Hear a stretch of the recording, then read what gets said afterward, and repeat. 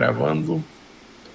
Continuando aqui o livro No Rumo do Mundo de Regeneração, que é o último livro da série que Divaldo escreveu com o auxílio do Manuel Filomeno de Miranda sobre esse processo de transição planetária, nós íamos acompanhando o desenrolar de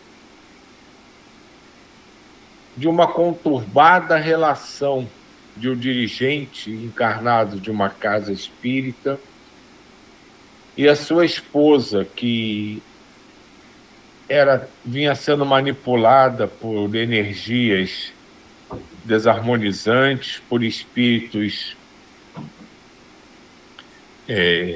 indignados com o que eles não aceitavam, e isso gerava muita confusão entre o casal e que instigava até a mulher a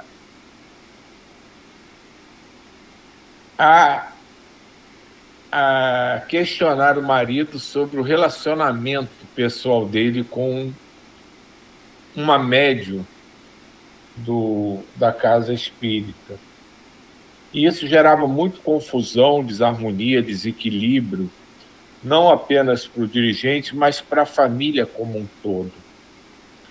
E a gente estava no momento em que a equipe espiritual tinha ido auxiliar essa situação, tentando reequilibrar as energias e vibrações, principalmente entre o casal.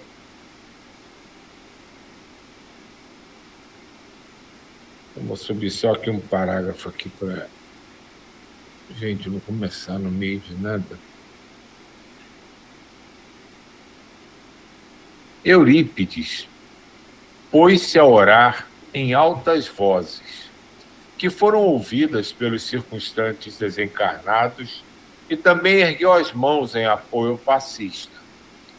E luzes rutilantes saíram pelos seus dedos, que passaram a envolver o casal e a atingir os seus perseguidores, que logo se deslocaram das vítimas, gritando com ferocidade e ameaçando-os com expressões vis e coléricas. Os benfeitores continuaram como se nada tivesse acontecido, e alguns minutos após, respirava-se na habitação outra psicosfera, e o casal abraçado em lágrimas de reconciliação. Isso aqui é interessante, né, quando ele fala aqui em cima, né, que eles envolveram, né, com energias o casal. E essa energia do casal atingiu os seus perseguidores, né? E isso me lembrou um procedimento, né, de ativação do campo consciência alerta, que nos foi trazido através do mentomagnetismo, em que o objetivo de você criar, né, esse processo de ativação do campo de consciência alerta, né, que vai trazendo o melhor da sua essência, né, das suas realizações mais puras, simples e divinas, você vai fazendo uma ligação com os espíritos ligados a você, seja naquele momento ou no momento que você esteja focando, e essa ativação do seu campo de consciência alerta vai funcionando quando você vai reforçando as ligações com os espíritos que estão ao seu redor, também a ativação, a promoção da ativação do campo de consciência alerta deles. E isso vai gerando uma reação em cadeia, onde as energias vão sendo modificadas. Claro que aqui ele não fala nada disso, mas o processo é muito semelhante. Ele vai gerando uma mudança de modificação energética, de vibração do casal, e isso vai se irradiando através das ligações que esses espíritos que tentavam desequilibrá-los construíram e começa a envolvê-los também. E eles começam a se sentir incomodados, por isso que ele fala aqui, né, que saíram gritando com ferocidade, ameaçando, porque eles começam a receber e perceber aquela energia diferente e aquilo começa a trabalhar neles também, começa a ativar alguns sensores que estavam bloqueados que os incomodam, porque trazem possivelmente lembranças e construções mentais que eles preferiram sepultar no seu passado para que possam agir da forma que vinham agindo.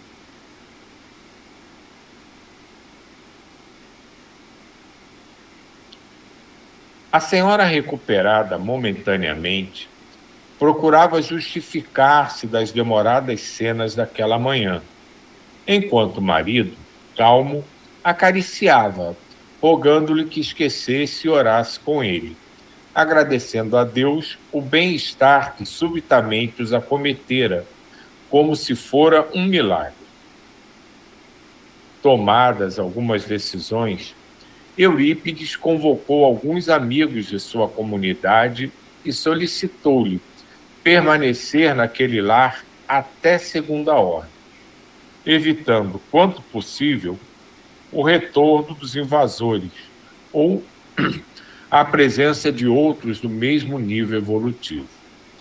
Então a gente pode se perguntar, mas por que o Eurípides teve essa ideia, essa intenção? Porque a gente sabe que a gente é movimentado, né, pelos nossos pensamentos, que criam as energias e as vibrações ao nosso redor. E algumas vezes, acho que todos já passaram por isso, tem um momento de envolvimento com algo que o preocupa, que o angustia, que você tenta se concentrar e consegue se livrar daquilo, mas daqui a pouco o pensamento volta e você está de novo naquela angústia. E não vamos dizer o problema, mas é a sequência mais comum de acontecer, né? Se você está muito envolvido numa certa vibração, você consegue em algum momento se desvencilhar dela, mas se você ainda não está fortalecido o suficiente para manter essa vibração fora do seu campo mental, você ainda não consegue ter essa, digamos assim, força, daqui a pouco você se deixa envolver novamente por aquela energia e o mal-estar que foi momentaneamente resolvido, entre aspas, pode retornar. E como o Eurípides já é um espírito mais experiente, mais consciente e com uma visão mais ampla, ele sabe dessa possibilidade, que naquele momento o casal está super bem integrado, compactuando de bons sentimentos, de boas vibrações, mas que talvez ali os dois ou um só possa não estar ainda fortalecido o suficiente para manter a porta fechada e não deixar esse desequilíbrio, essa desarmonia retornar aos seus pensamentos. E ele, humildemente e amorosamente, o que faz? Pede para ficar aqui, né? Deixa eu ficar aqui o tempo que for possível, e ele frisa isso, quanto for possível, para pelo menos manter essa vibração por mais tempo equilibrada e assim ajudá-los a se fortalecer, para que eles possam seguir mantendo o equilíbrio por si só.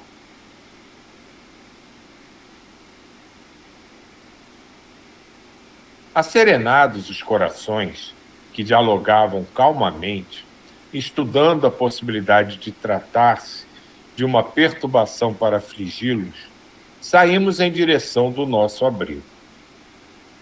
O dia transcorreu muito movimentado, não somente com o agravamento da doença no país, em face da contaminação volumosa, enquanto se anotavam simultaneamente a dádiva de algumas primeiras recuperações, que trouxeram muita alegria a todos.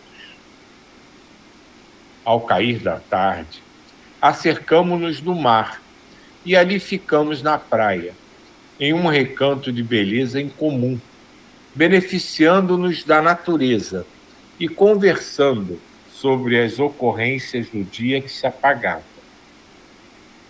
Foi estabelecido que no próximo amanhecer realizaríamos uma reunião mediúnica especial para o atendimento de algumas dessas entidades sofredoras que necessitavam de enfrentar a justiça durante o engodo de serem aqueles que a aplicavam.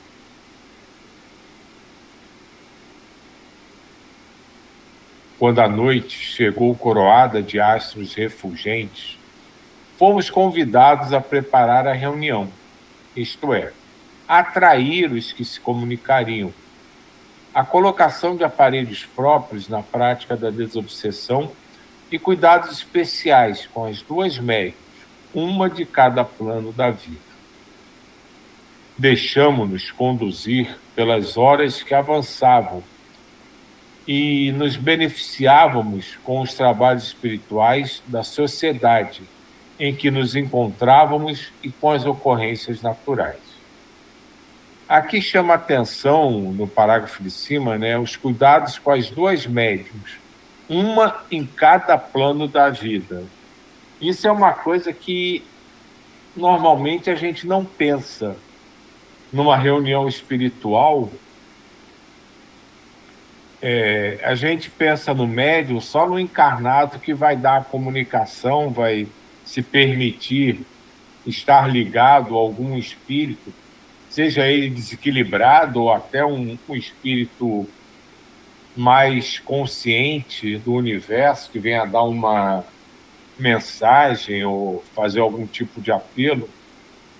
Mas raramente você encontra alguém que pense nessa possibilidade na reunião de estar em vários níveis de médiuns, porque tanto um espírito muito elevado para se comunicar, às vezes ele não pode simplesmente se ligar ao médium por diferenças vibracionais muito intensas, que seria muito difícil, muito trabalhoso isso acontecer, mas até espíritos muito desarmonizados, daqueles em que transitam nas furnas, nos abismos da escuridão, também tem energias muito pesadas que talvez causassem muito desequilíbrio, desarmonia, até mal, se fossem ligados diretamente ao médium encarnado. Então, essa possibilidade de ter médiuns no campo espiritual para drenar isso é uma possibilidade poucas vezes percebida e levada em consideração. E faz a gente pensar, muitas vezes quando você diz, estou recebendo uma mensagem de Nossa Senhora, de Francisco de Assis. Se a gente parar para pensar, imagina, fala-se que Jesus, para encarnar, foram mais de 1000 anos para ele ir descendo a sua estrutura até conseguir chegar na Terra. Imagina cada vez que um espírito desse muito evoluído fosse dar uma comunicação, ou fosse transmitir um ensinamento, ou fazer um apelo à humanidade, esse trabalho todo de densificar seu corpo, modificar suas energias, o tempo que se levaria, ele não faria mais nada, estaria o tempo inteiro subindo e descendo o seu invólucro vibracional para poder estar aqui com a gente. Então essas coisas são provavelmente, não vou afirmar com certeza, feitas por intermediários, tanto de cima até nós, como de muito lá embaixo até aqui. São espíritos ou médiuns no campo espiritual que melhoram essa energia e eles passam a essência para frente para o nosso médium. Então, que os médios que estão no nosso campo vibracional aqui na Terra, no orbe da Terra, possam se ligar diretamente ao médium encarnado, a gente entende. Mas para esses espíritos muito elevados ou muito inferiores, há uma certa necessidade de modulação para que a coisa não cause prejuízo ao médium encarnado que está ali na mesa.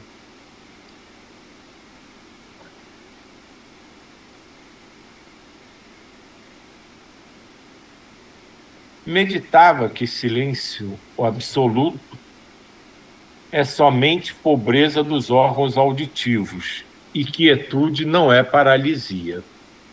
Há movimento incessante em toda parte, porque a vida é realmente o milagre da movimentação. Coisa interessante. Lentamente e com a segurança, à noite... Diga. Eu achei super interessante, que coisa legal, né? Que a gente estava até comentando sobre o barulho das ondas, né? O som da onda do mar, como faz bem a gente. E aqui, cara, olha só. Meditava que silêncio absoluto é somente pobreza dos órgãos auditivos e quietude não é paralisia. Cara, que a vida é movimento, é o milagre da movimentação. Então, quer dizer, a quantidade de sons que está ao nosso redor, que a gente não percebe e não sente. É uma coisa muito profunda, é só isso. Lentamente, com segurança, a noite avançou. E aos primeiros minutos do amanhecer, estávamos todos na sala mediúnica, enquanto os trabalhadores espirituais da instituição, solicitados pelo nosso mentor, organizavam os atendimentos e recebiam os convidados, inclusive os irmãos Gracindo e a confrade que lhe pedira socorro, Dona Clementina, Malvina, que foram despertando suavemente com a lucidez relativa ao estado evolutivo de cada qual, todos assessorados e bem assistidos. Aproximadamente a 1h da madrugada, Spinelli deu início à reunião, solicitando a Eurípides que procedesse a súplica aos céus em favor do labor de socorro dos deambulantes da terra. Então, assim, a 1h da madrugada, como a nossa madrugada, né, o momento que a gente dorme, a gente pode não lembrar nada, absolutamente nada, mas como se trabalha nesses horários. Porque são os horários em que, em teoria, o encarnado está sem pensar nada, sem se envolver com nada do dia a dia da Terra. Então é a melhor hora para se unir com as equipes espirituais e trabalharem e serem atendidos quando for o caso. Por isso que tanta gente, às vezes, dorme a noite toda, mas acorda com sensação de que trabalhou a noite toda, que fez alguma coisa, ou tem sonhos que estava numa reunião, ou acorda inesperadamente numa sensação de bem-estar e alegria.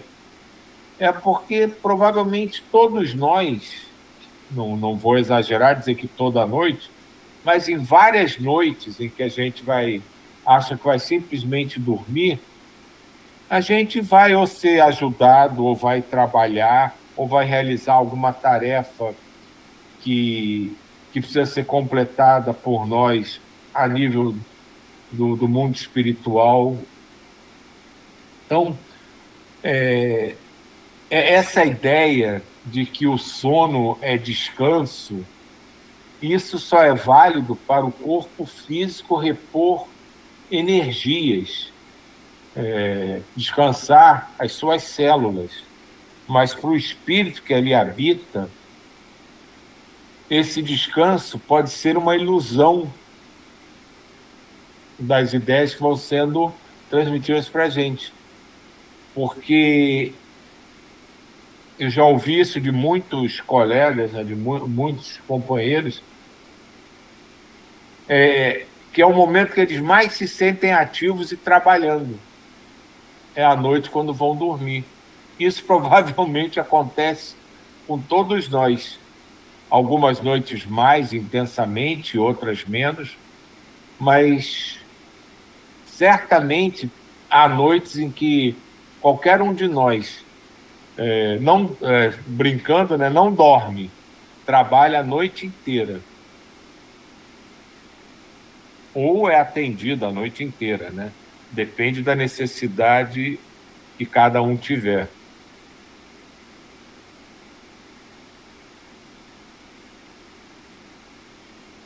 O apóstolo sacramentano,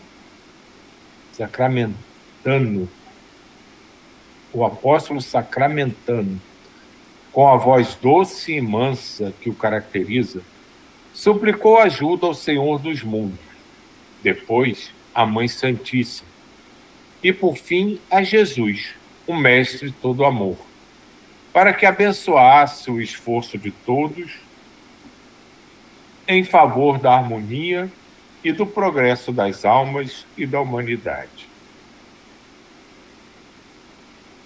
Ouvíamos suave melodia que bailava no ar, entre as vibrações de paz e ternura, que nos comoviam quando escutamos vozes exaltadas e movimentação inusual na sala. Estavam entrando algumas entidades infelizes, trazidas pelos encarregados de conduzi-los.